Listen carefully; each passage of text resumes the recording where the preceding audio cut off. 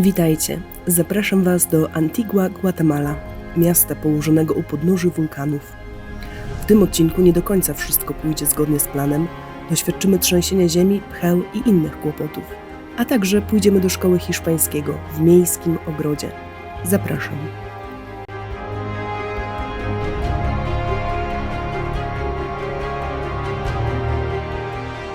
Przygoda. Przyjechaliśmy wczoraj do Antigły z miejscowości Lankin. Podróż trwała 10 godzin busikiem ciasnym i w połowie drogi coś mi ugryzło. I jak dojechaliśmy już tutaj do Antigły, to ugryzło mnie jeszcze bardziej, a dzisiaj rano jak się obudziłam, to ugryzło mnie jeszcze 6 razy bardziej. Więc poszliśmy, pierwsza rzecz z rana, teraz do lekarza. Więc okazuje się, że mamy chły. Ponoć, jak się zapytałam pana doktora, to sporo turystów przyjeżdża z miejscowości Lankin z pchłami. Pan doktor był bardzo miły, mówił po angielsku, wszystko nam wytłumaczył, wszystko obejrzał pod lupą, przypisał różne tabletki i kremy, dał namiary na supermarket, na aptekę.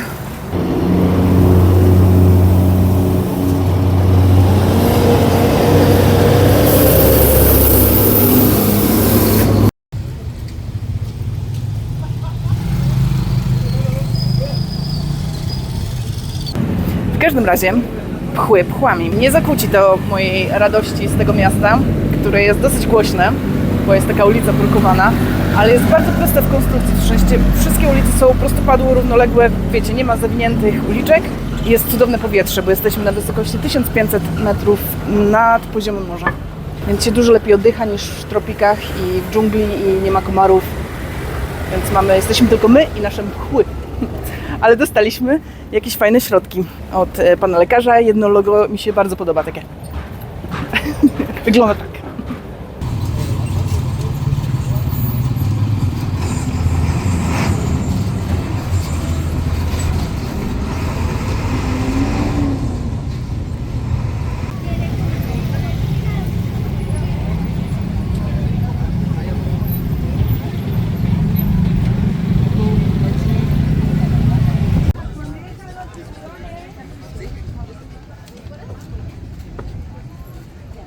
A Kamila z Tomkiem nam dzisiaj powiedzieli, w sensie napisali w ogóle niezależnie: jesteś w Antidze, koniecznie idź do McDonalda, bo jest podobno ładny widok.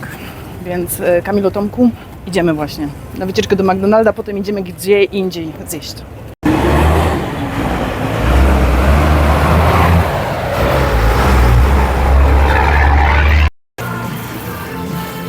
Kamilo, Tomku. Pozdrawiamy, tak jak nam doradziliście, z McDonalda w Antidze. Ale tak jak zapowiadałam, poszliśmy zjeść gdzie indziej, a konkretnie do lokalnej restauracji na kurczaka z rożna, ziemniaki, sałatę i kompot z tamaryndowca. Pysznie, prosto i tanio. A miasteczko mi się podoba, bo czuję się tu bezpiecznie, nie ma dużo bezdomnych psów.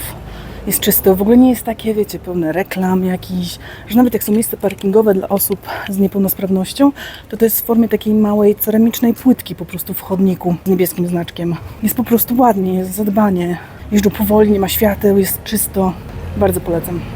A jeszcze jak macie siłę, żeby się wspinać na wulkany, to tym bardziej.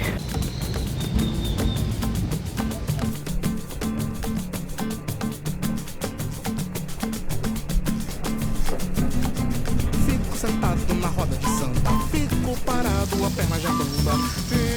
Em samba, você duvidava. Fico sentado na roda de samba, fico parado, a perna já bamba. Em samba, mas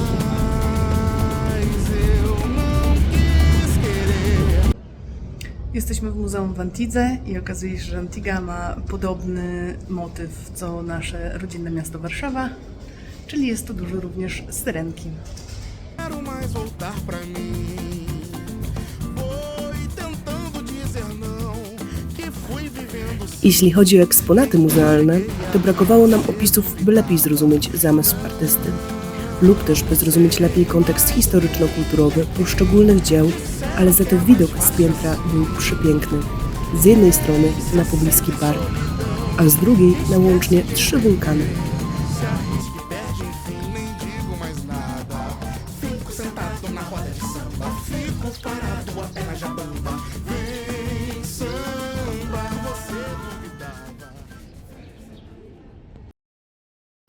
Jest już środa, trzeci dzień. Powiem Wam, że ostatnie 48 godzin nie należały do najłatwiejszych. Zaczęło się od tych pcheł. One na szczęście już więcej nas nie pogryzły.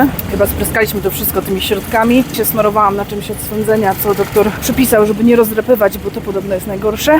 No i wczoraj obudziliśmy się z kolei z osłabieniem, bólem głowy, straczką, że złapaliśmy jakiegoś norowirusa, który jest tu ponoć całkiem popularny w ostatnim czasie, bo sprawdzałam na różnych forach. No więc jakby tego było mało, w poniedziałek były pchły, wczoraj był norowirus, więc w ogóle żeśmy padli, po prostu niewiele się działo. To w nocy o 1:00 obudziło mnie to, że cała chałupa się trzęsła.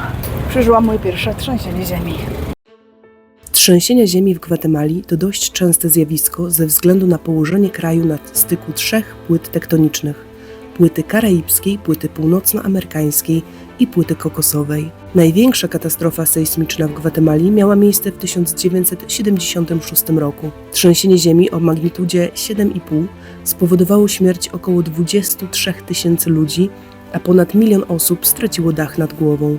Wstrząsy trwały zaledwie 39 sekund, ale zniszczenia były ogromne. Gwatemala ma ponad 30 wulkanów, a wiele z nich jest aktywnych. Trzęsienia ziemi mogą być wywołane nie tylko przez ruch płyt tektonicznych, ale także przez aktywność wulkaniczną. Po tej katastrofie zaczęto promować budowę domów odpornych na trzęsienia ziemi, m.in. ze stali i betonu. Dużo jak na 48 godzin. I z tego niewyspania i zmęczenia strasznie mnie boli głowa. To słońce mnie też razi, więc coś tam sobie zjedliśmy. I Tomek poszedł na punkt widokowy, a ja się kitram do ciemnego pokoju. Poleżeć, odpocząć, może się zdrzemnę. Trzeba nabrać sił, bo to jednak dziwne uczucie takie trzęsienie ziemi. Nie, że się boję, ale jakieś takie nowe. Od ostatniego nagrania o bólu głowy minęły 2 dni, w sensie mamy już piątek, to była środa. Po tym jak nagrałam, że boli mnie głowa, dostałam jakieś super migreny, na 2-3 godziny mnie wycięło, leżałam w ciemności i z środkami przeciwbólowymi. A potem kiedy myślałam, że już jest lepiej, to zaczęły mi drętwieć końce, palce. I więc trochę się zestresowałam i pomyślałam, że to już jest dla mnie za dużo. No i postanowiliśmy z Tomkiem pojechać do szpitala. Pani ze mną, doktor, porozmawiała i powiedziała, no objawy w ogóle, które masz przez ostatnie parę dni, mogą być wszystkim. I wymieniła mi wszystkie te tropikalne choroby. Mówi, że to może być i Zika, i denga, i jakieś coś tam, jakiś wirus. I że jej zdaniem to w ogóle jest jakiś wirus, ale nie ma sensu co teraz badać. Więc ostatecznie wyszłam ze szpitala bez diagnozy, ale z środkami na migrenę, w sensie z receptą na środki na migrenę i elektrolity. Więc nie było w tej Antice żadnych wulkanów, nawet nie poszliśmy robić czekolady, ale myślę, że to się jeszcze wydarzy i po prostu trzeba było trochę odpuścić i odpocząć. Hałasują mi te chicken bassy, dymu robią, nie da się nagrywać. A skoro już o chicken bassach mowa, pewna Gwatemalka wyjaśniła mi, że dla lokalnych ten środek transportu to po prostu kamioneta, a określenie chicken bus zostało wymyślone przez turystów i dla turystów.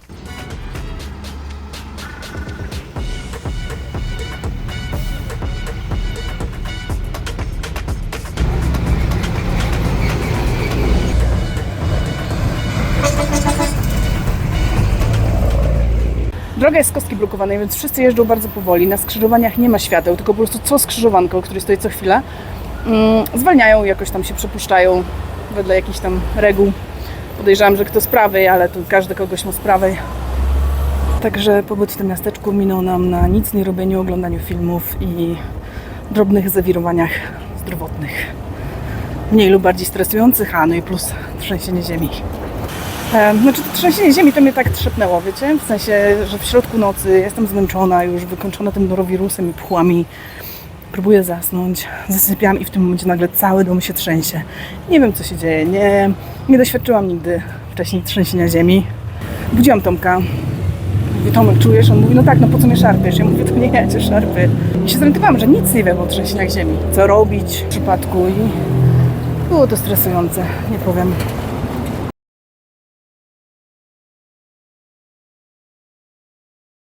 Po tych wszystkich przygodach pojechaliśmy do miejscowości San Pedro nad jeziorem Atitlan, co pokażę Wam w osobnym odcinku.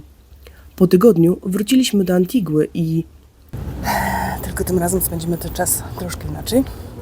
Mam nadzieję, że już bez pcheł szpitali i innych takich zdrowotnych przygód zapisaliśmy się do szkoły hiszpańskiego. To jest nasze początkowe lokum, tuż pod imponującym drzewem awokado.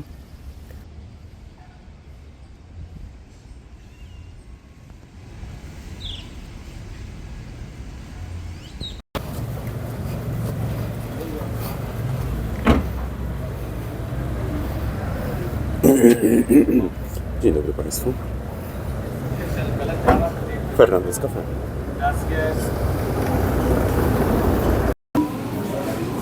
Śniadanko jak śniadanko. Dobre pomidory. Sosik ostry oczywiście. Tomek ma jeszcze smoothie z ananasa. A ja wziąłem herbatę, która nazywa się kakaowa herbata. I tu jest dużo towaru. Czuć wyraźny smak herbaty, czekolady, pomarańczy i jakiś przypraw. Nasze dni w Antidze wyglądają teraz bardzo podobnie. Czyli wstajemy rano, jemy śniadanie, a następnie idziemy do szkoły. W sensie do szkoły popołudniowej od 1 do 5. Mamy intensywną lekcję hiszpańskiego. W sensie jest nas dwoje i nauczycielka. No i nasza nauczycielka ma na imię Sulima. Jest przemiłą kobietą i ciśnie nas tym hiszpańskim. To jest zupełnie co innego niż dotychczasowe jakieś próby nauki.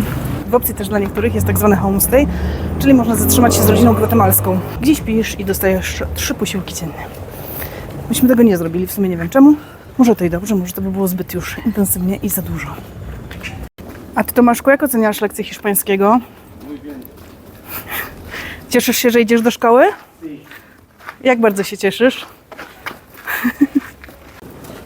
Jesteś gotowy na nową dawkę wiedzy? No. A czego się nauczyłeś? A jak się dziś masz? Bien. Yo hablo español. Muy bien. Yo hablo.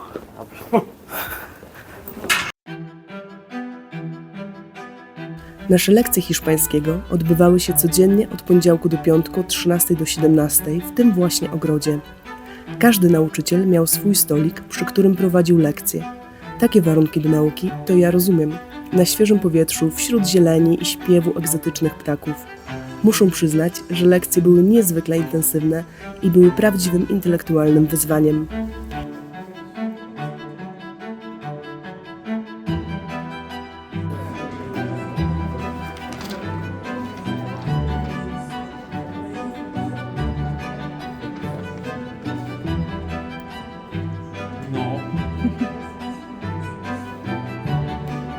Una persona. Español. Nie. Francés. Francés.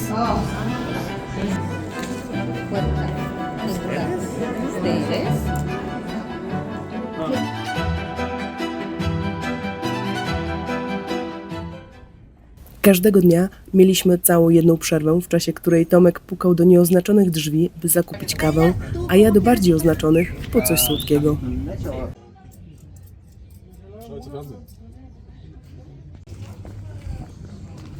Ile kosztowała kawa? Dyszkę. A wiesz, ile kosztuje czoko banano? Piątaka. 1.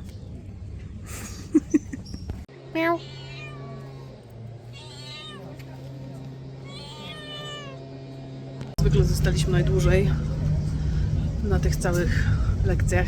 Być może pani jest właścicielką szkoły albo coś w tym stylu, bo na pewno zostaje z nami najdłużej do końca. Albo jesteśmy po prostu leniwe łajzy i nie przyswajamy tak jak inni. Ja nie wiem, dla mnie to jest w ogóle 3. dzień nauki hiszpańskiego tutaj u tej pani i już lecimy w ogóle z odmianą czasowników i wprowadzamy czasy. To leci. Czasowniki regularne, nieregularne, jeszcze jakieś dzielące się, czy tam, nie wiem, już dukamy te odmiany wszystkie. Zapamiętamy 5% z tego, co próbuje nas pani nauczyć, to już można robić dialogi, więc zobaczymy. Jeśli podobał Ci się ten film, to będzie mi bardzo miło, jeśli zostawisz polubienie, komentarz lub subskrypcję. Dzięki i do zobaczenia w San Pedro. Zabieram Was nad najgłębsze jezioro Ameryki Centralnej, położone w kraterze wulkanu na wysokości 1700 metrów nad poziomem morza. Jak tam dojechaliśmy i czy było bezpiecznie? I jak wygląda życie nad jeziorem? Wszystko Wam opowiem w tym odcinku.